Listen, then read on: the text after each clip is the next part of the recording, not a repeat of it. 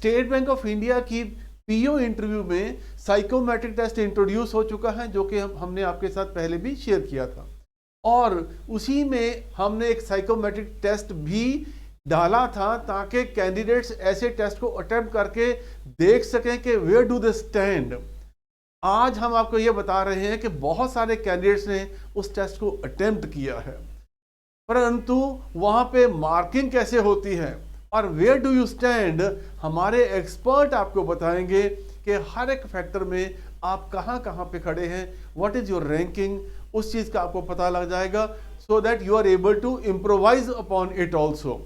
सो जब भी जैसे भी आप उस टेस्ट को अटेम्प्ट करते हैं तो हमारी बैक एंड टीम जो है आपके साथ आपका रिजल्ट आपके साथ शेयर कर देगी, और आप फिर उसी बेसिस के ऊपर डिसाइड कर पाएंगे कि हमें कहाँ पे कमी नज़र आ रही है और किस चीज़ को आपको इम्प्रूव करना चाहिए। तो टेक दिस पर्टिकुलर टेस्ट। आज भी वो टेस्ट की जो डिस्क्रिप्शन में खुला है, आप उसको अटेम्प्ट कर सकते हैं, और अटेम्प्ट करके आप ये जान सकते हैं कि where do you stand, because it is a qualifying test for all of you. Hello everybody, आज हम देखेंगे जो हमने last sample psychometric test upload किया था उसको कैलकुलेट कैसे करना है, कैसे स्कोर करना है विद अ सैम्पल। ठीक है, तो अब बेसिकली हमारे पास क्या था, हमारे पास टोटल 187 क्वेश्चंस थे। ठीक है, तो इसमें हमने देखना है कि 16 फैक्टर्स, 16 प्राइमरी फैक्टर्स आप कह सकते हैं, उसमें आपकी जो कैलकुलेशंस हैं एंड जो क्वेश्चंस हैं वो अकॉर्डिंगली डिवाइड हो रखे हैं।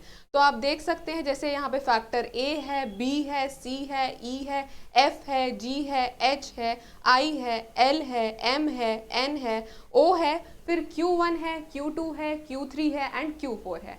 तो अकॉर्डिंगली इनकी नाम है और क्या क्या जज हुआ है वो हम आगे देखेंगे।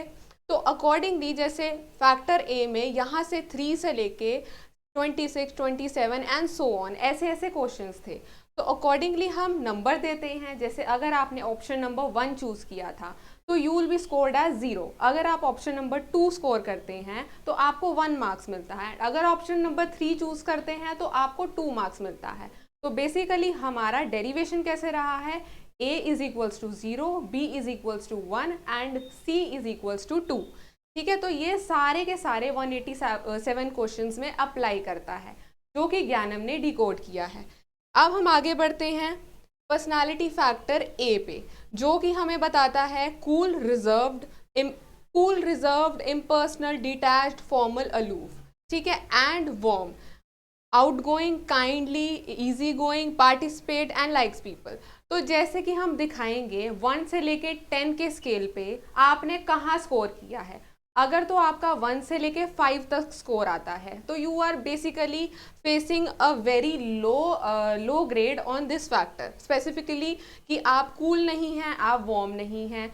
डिपेंड करता है। People who score low factor A tend to be stiff, cool, sceptical and aloof. ठीक है, एंड हम अगर वार्म की अगर ऑप्शन पे देखें तो पीपल जो इधर इसके 10 स्कोर जैसे 8 से 10 तक करते हैं स्कोर इसी फैक्टर ए में, उनका होता है कि वो वार्म नेचर के होते हैं। तो बेसिकली ये है कि अगर आप स्कोर करते हैं 8 to 10 के बीच में तो आप वार्म वाली कैटेगरी में आते हैं फैक्टर ए में, और अगर आपका स्कोर रहता है 1 से लेके 3 के बीच में तो आप रहते हैं इधर कूल कैटेगरी के बीच में।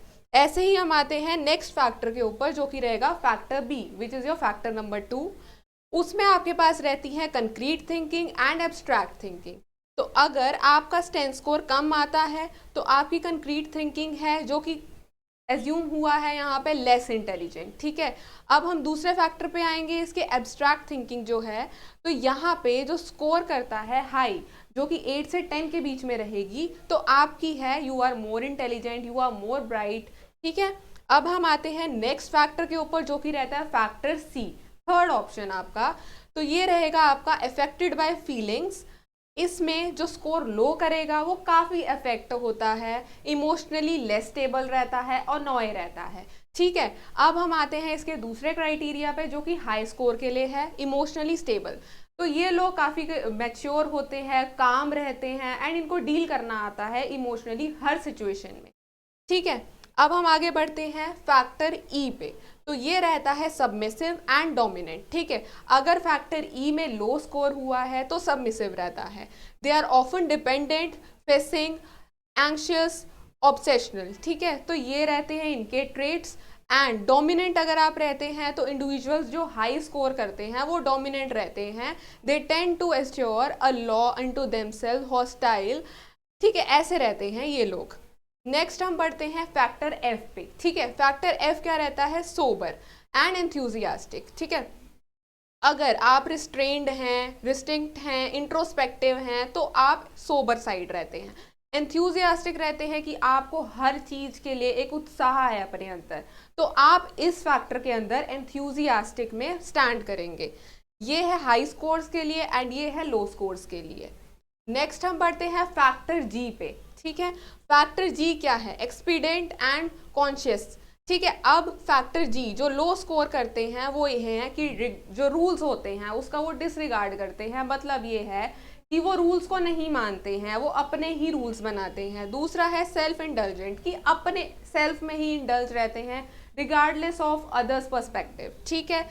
अब हम आगे बढ़ते हैं कॉन्शियस पे। Conforming, moralistic, staid and rule bound, कि उनको हर एक मोरल स्टैंडर्ड पता होता है, अपने रूल्स के बॉन्ड रहते हैं वो, ठीक है। तो हाई स्कोर जो करेंगे वो कॉन्शियस पीपल रहते हैं एंड जो लो रहेंगे वो सेल्फ इंडल्जेंट रहते हैं, ठीक है। इनको अपने से मतलब होता है, इनको कोई परवाह नहीं है कि वो दूसरे के क्या रूल्स हैं, क्या इन्फॉर्म्स हैं, क्या मोरल्स हैं, ठीक है।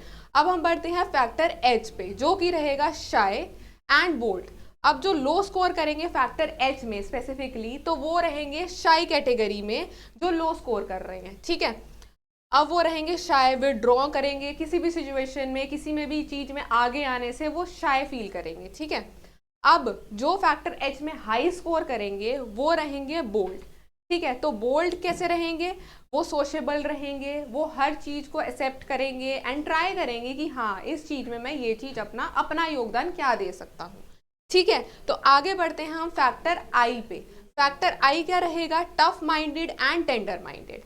अब जो लो फैक्टर, जो इसका लो स्कोर करेंगे वो इस फैक्टर में आएंगे जो कि रहेगा टफ माइंडिंग में। वो रहेगा self reliant, no nonsense, rough and realistic, ठीक है। आप समझ सकते हैं कि टर्म से ये क्या बताना चाह रहे हैं। दूसरा रहेगा टेंडर माइंडेड, जो कि रहेंगे sensitive, over protected and refined, मतलब अपने से अपने तक, ठीक है।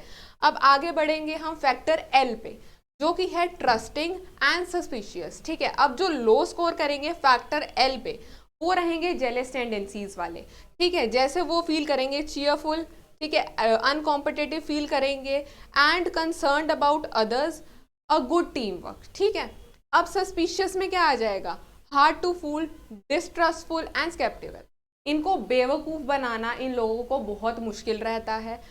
डिस्ट्रस्टफुल, इन पे आप ट्रस्ट नहीं कर सकते हैं, ठीक है। तो जो फैक्टर एल में हाई स्कोर करेंगे वो इस कैटेगरी में फॉल करेंगे, ठीक है। तो आप ये कह सकते हैं कि आप इन लोगों पे ट्रस्ट नहीं कर सकते, ठीक है। एक ऑर्गेनाइजेशन ये चेक कर रही है कि आर यू ट्रस्टफुल और नॉट, ठीक है। अब हम आगे बढ़ते हैं फैक्टर एम पे। फैक्टर एम रहेगा प्रैक्टिकल एंड इमेजिनेटिव, ठीक है। अब जो लोग इसमें प्रैक्टिकल रहेंगे वो रहेंगे down to earth, issues and study, ठीक है। कोई भी इशू आ जाए वो अपनी सिचुएशन को हैंडल करना जानते हैं, ठीक है। तो ये रहेगा आपका प्रैक्टिकल। ये इसमें आएगा जो लो स्कोर करेंगे, विच इज फ्रॉम 1 to 5, ठीक है। एंड 5 to 10 के बीच में रहेंगे इमेजिनेटिव लोग, जो कि रहेंगे absent minded, absorbed in thought, impractical, जो अपने ही विचारों की दुनिया में रहते हैं और जो जिनके थॉट्स इम्प्रैक्टिकल हम कह सकते हैं, ठीक है। तो आगे हम बढ़ेंगे फैक्टर एन पे, जो कि रहेगा फोर्टनाइट एंड श्रीव्ड, ठीक है। इसका मतलब क्या है? फोर्टनाइट में वो रहेंगे जो कि लो स्कोर करेंगे एंड श्रीव्ड में रहेंगे जो कि हाई स्कोर करेंगे, ठीक है। अब फोर्टनाइट में क्या आ जाएगा? ओपन रहते हैं, ये जेन्युइन रहते हैं लोग, ठीक है। और श्रीव्ड क्या रहेगा? Socially aware and calculating, diplomats जिनको हम कह लेते हैं, ठीक है। तो ये कैटेगरी रहेगी। तो आप देख सकते हैं कि आपको कितनी सारी पर्सनालिटी ट्रेट्स में जज किया जा रहा है कि आप ऑर्गेनाइजेशन में कैसे काम करेंगे, आपकी क्या पर्सनालिटी है, उनको आपसे क्या रिजल्ट्स मिल सकते हैं एंड क्या ड्रॉबैक्स रह सकते हैं आपके। तो आप हर एक एस्पेक्ट में जज हो रहे हैं यहाँ पे। तो अब एक रहेगा फैक्टर ओ, जो कि रहेगा सेल्फ एश्योर्ड एंड एप्रेहेंसिव, ठीक है। अब इसमें सेल्फ एश्योर्ड में वो लोग आएंगे जो कि लो स्कोर करेंगे, that will be from 1 to 5 and इसमें रहेंगे फ्रॉम 5 to 10। अब सेल्फ एश्योर्ड में रहेगा secure, feels free of guilt, untroubled, self satisfied, ठीक है। एप्रीहेंसिव में लोग रहेंगे सेल्फ ब्लेमिंग, जिनको गिल्ट रहता है, जो इनसिक्योर रहते हैं, वो सारे लोग इसमें, ठीक है। नेक्स्ट हम बढ़ते हैं Q1, Q2, Q3 and Q4 factors पे, ठीक है। तो ये फैक्टर्स अलग रहेंगे थोड़े से। फैक्टर Q1 जो रहेगा जैसे वो है कंजर्वेटिव एंड एक्सपेरिमेंटल, ठीक है। कंजर्वेटिव में वो लोग आएंगे जो कि रिस्पेक्टिंग, जो ट्रेडिशनल आइडियाज़ को रिस्पेक्ट करते हैं, ठीक है। एक्सपेरिमेंटिंग में आएंगे जो लिबरल लोग होते हैं, क्रिटिकल लोग होते हैं, जो ओपन रहते हैं चेंज के लिए, ठीक है। जो एनी टाइम उनके ऊपर कोई भी सिचुएशन आए, they can deal with it and they are open for a change, ठीक है। आगे हम आएंगे फैक्टर Q2 पे। Q2 का है group oriented and self sufficient, ठीक है। ग्रुप ओरिएंटेड का है जो लो स्कोर करेंगे इसमें, joiner and sound follower, listeners to other, ठीक है, ये दूसरों की भी सुनते हैं।